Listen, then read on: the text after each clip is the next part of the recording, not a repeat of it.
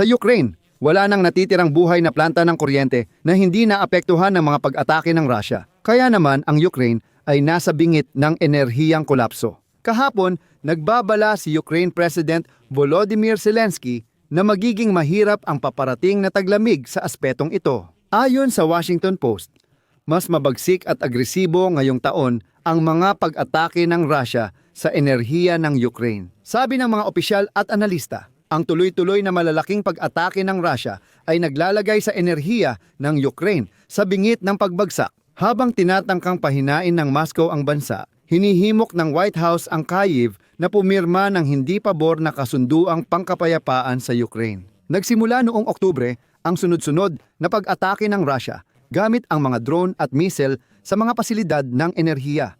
At mula noon ay nagdulot ito ng malaking kakulangan sa kuryente. Kaya ano nga ba talaga ang dapat asahan sa realidad? Pag-usapan natin yan sa episode na ito ng walang anumang ilusyon. Ako, si Alexi Pichi. Tara't pag-usapan natin ng detalyado ang paksang ito. Pero bago tayo magsimula sa episode na ito, hinihiling ko na mag-subscribe kayo sa channel, i-like ang video at mag-iwan ng kahit anong komento sa episode na ito. Bukod pa rito, mag-subscribe din kayo sa aking Telegram channel na Pechi News. Ang link ay nasa video description. Doon kami nagpo-post ng mabilisang balita. Kaya, sinabi kahapon ng presidente ng Ukraine na si Volodymyr Zelensky na sa ngayon, wala nang natitirang istasyon sa energy system ng Ukraine na hindi inatake ng mga Ruso. CP.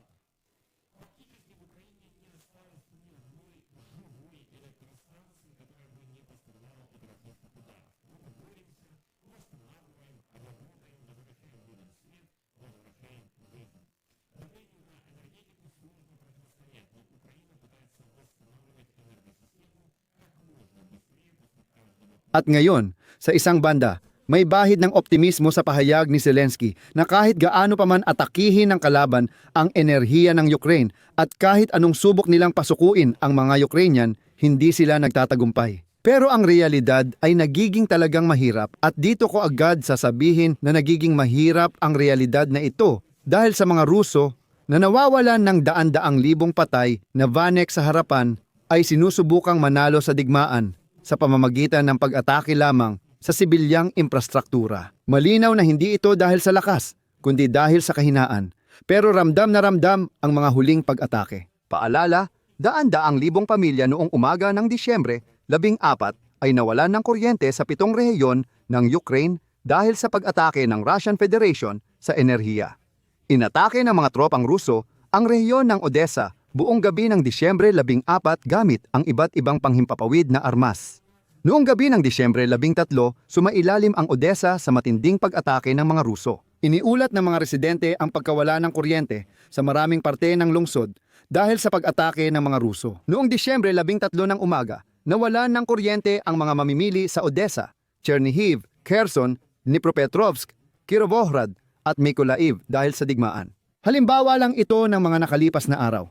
At tungkol dito, isinulat ng Washington Post na ayon sa mga opisyal at analista na pamilyar sa sitwasyon, ang sunod-sunod na malawakang pag-atake ng Russia ay naglalagay sa enerhiya ng Ukraine sa bingit ng pagbagsak dahil sinusubukan ng Moscow na pahinain ang loob ng bansa. Sa isang banda, may White House at Administrasyong Trump na pinipilit ang Ukraine na lumagda sa kasunduang pangkapayapaan.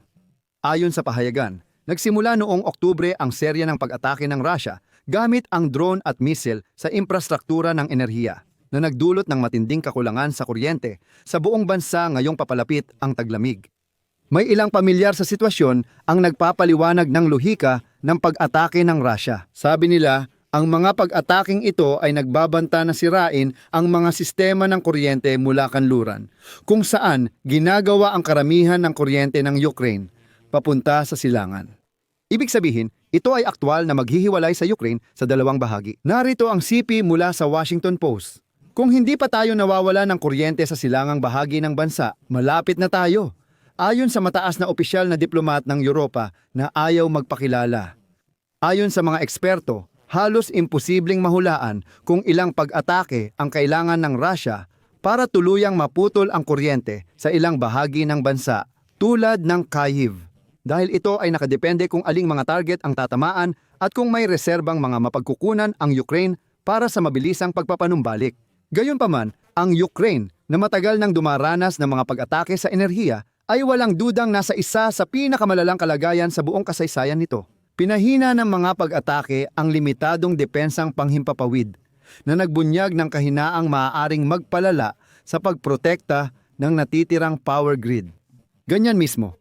Sa totoo lang, ang nakikita ng lahat ng kanluraning mamamahayag at diplomat tungkol sa sitwasyon sa Ukraine ngayon, ibig sabihin, nakikita nila ito. Nasa panganib ang sektor ng enerhiya at sinusubukan ng mga Ruso na hatiin ang bansa at power grid na nagdadala ng kuryente mula kanluran papuntang silangan. At isa sa mga solusyon na iminungkahi ng Kyiv ay maaaring isang energy ceasefire kung saan ititigil ng Russia ang pag-atake sa energy infrastructure at ititigil naman ng Ukraine ang pag-atake sa oil infrastructure ng Russia. Dahil ngayon, ang Ukraine ay hindi na lang umaatake sa mga oil refinery, kundi pati na rin sa mga lugar ng pagmimina ng langis. Sa katunayan, pati na rin sa Caspian Shelf, ibig sabihin sa Caspian Sea.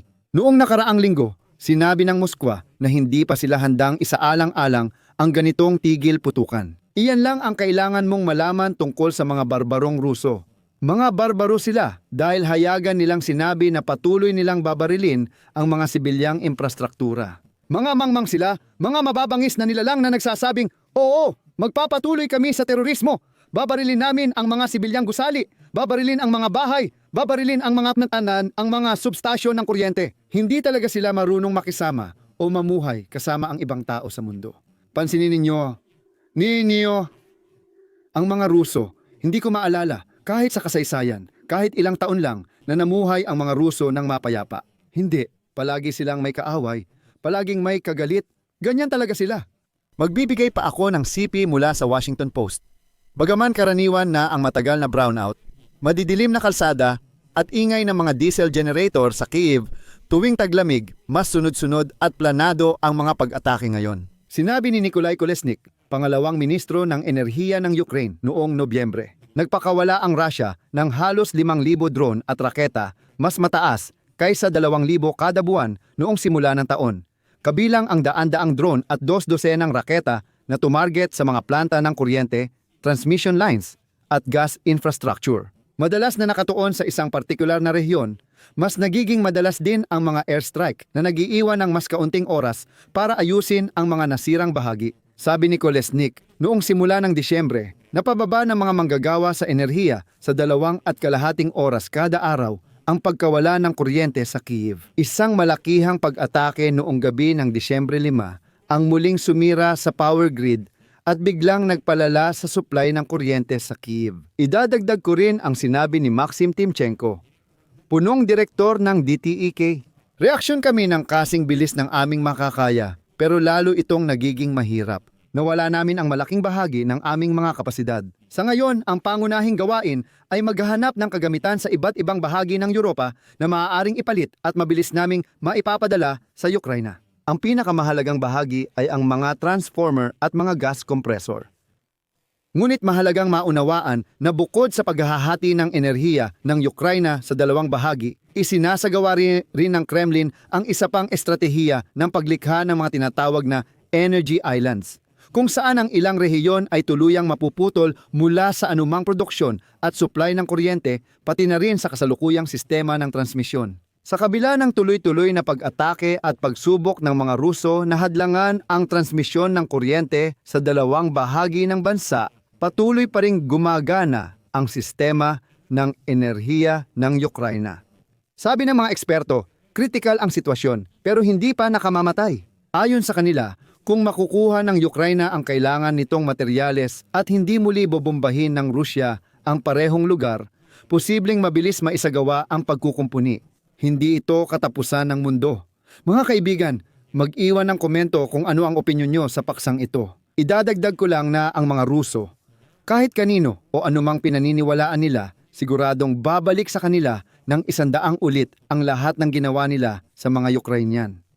Dito ko ilalagay ang 3 tuldok. Isulat ninyo ang inyong opinyon at mga konklusyon sa mga komento sa ilalim ng episode na ito. Mag-subscribe kayo sa channel at pindutin ang kampanilya. Kung naging interesante sa inyo ang episode na ito, at may nakuha kayong kapaki-pakinabang na impormasyon. Maaari ninyong pasalamatan ang aming trabaho sa pamamagitan ng inyong donasyon o bayad na sponsorship subscription sa YouTube channel na ito.